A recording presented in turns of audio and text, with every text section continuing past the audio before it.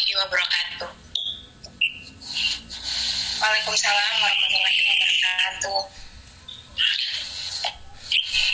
Kami dari kelompok 4 akan mempresentasikan hasil diskusi yang telah kami buat.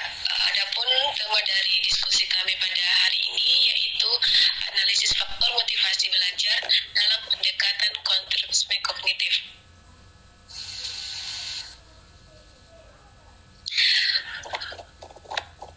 Adapun anggota dari kelompok kami, yang pertama Andriana, kedua Nurjanjilan Pulung, ketiga Octavia Pasepang, keempat Riri Samratan Paini, kelima Solo Kamila Sahra, dan terakhir ada saya sendiri Sitanisa Hosenor. Adapun pokok bahasan dari kelompok ini yang pertama yaitu pengertian motivasi belajar, kedua faktor yang mempengaruhi motivasi belajar, ketiga motivasi belajar menurut perspektif kognitivisme kognitif, dan terakhir yaitu analisis kritis tentang referensi artikel tersebut dengan pendekatan teori-teori yang sudah dijelaskan. Baik, untuk pembahasan selanjutnya saya akan serahkan kepada presentator. Yang ini saya persilahkan. Baik, terima kasih atas waktu dan kesempatannya. Saya akan melanjutkan materi, yaitu yang pertama, apa itu motivasi belajar. Menurut Muhyiddin Syah yang menegaskan bahwa motivasi belajar adalah keseluruhan daya penggerak yang ada di dalam diri siswa yang menimbulkan kegiatan belajar dan menjamin kelangsungan kegiatan belajar sehingga tujuan yang dikehendaki oleh subjek belajar dapat tercapai.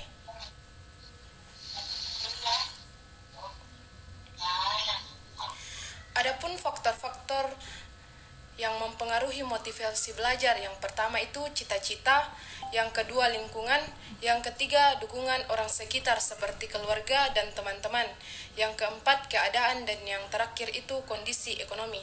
Baik, itu saja dari saya kembalikan ke moderator.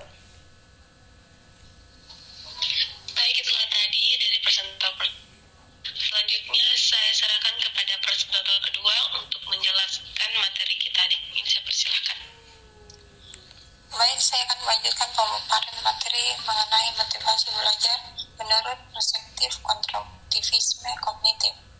Salah satu faktor motivasi belajar dalam perspektif pendekatan konstruktivisme kognitif yaitu rasa ingin tahu. Sesuai dengan artikel yang kami baca, konstruktivis berpendapat bahwa peserta didik membangun keyakinan motivasi dengan cara yang sama seperti mereka membangun keyakinan tentang belajar. Peserta didik juga membangun keyakinan tentang kemampuan belajar mereka dan faktor-faktor lain yang mempengaruhi pembelajaran. Pengaruh motivasi dan emosional menurut perspektif teori konstruktivisme kognitif. Yang pertama, motivasi belajar dipengaruhi oleh emosi, keyakinan, serta kebiasaan berpikir. Kedua, kreativitas pelajar.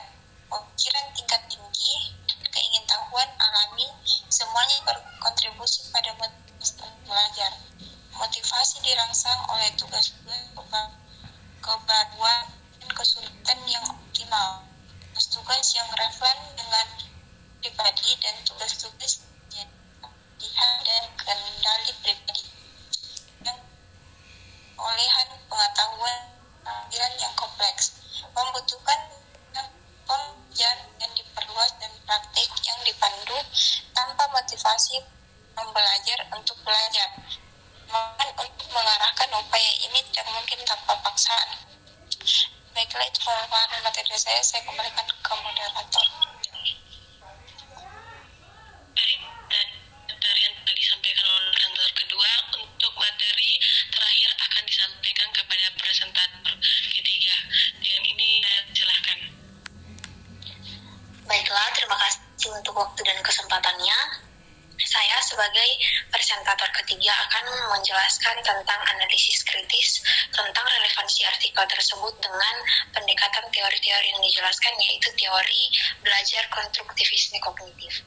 Artikel tersebut relevan dengan teori yang sudah dijelaskan, yaitu teori belajar konstruktivisme kognitif. Dilihat dari pembahasannya yang tidak mengatakan bahwa dalam teori belajar konstruktif hanya siswa yang berperan penting, namun ada beberapa aspek lain yang sangat pentingnya dengan peran siswa. Aspek tersebut diantaranya pendidik dan alat digunakan dalam pembelajaran. Banyak bentuk konstruktivisme dan teori Vygotsky khususnya menekankan gagasan bahwa belajar adalah proses yang dimediasi secara sosial. Fokus ini tidak unik untuk konstruktivisme. Banyak teori belajar lainnya yang menekankan proses sosial memiliki dampak yang signifikan pada pembelajaran.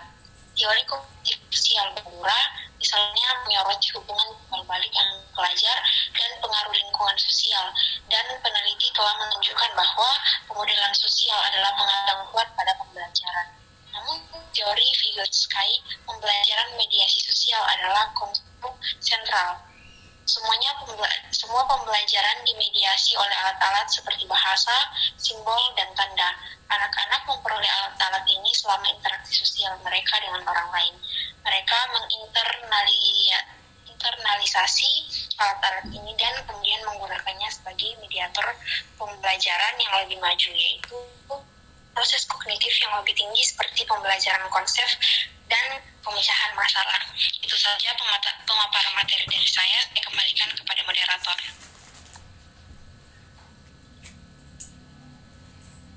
Baik, itulah tadi materi terakhir dari kelompok kami yang telah dibawakan kepada presentator ketiga. Untuk kesimpulan diskusi pada hari ini yaitu, meskipun beberapa pendidik telah menulis tentang motivasi, konstruktivis berpendapat bahwa peserta didik membangun keyakinan motivasi dengan cara yang sama seperti mereka membangun keyakinan tentang belajar. Peserta didik juga membangun keyakinan tentang kemampuan belajar mereka dan faktor-faktor lain mempengaruhi pembelajaran. Pembelajaran melibatkan koordinasi fungsi mental materi, perencanaan, sintesis, evaluasi, dan sebagainya. Peserta didik menggunakan alat budaya mereka, misalnya bahasa, gaya hidup, untuk membangun makna agar proses pengaturan diri realisasikan. Maka kegiatan pengaturan diri awal peserta didik dilakukan secara berpola setelah orang lain. Namun peserta didik harus membangun dirinya untuk menjadi istimewa dengan sendirinya.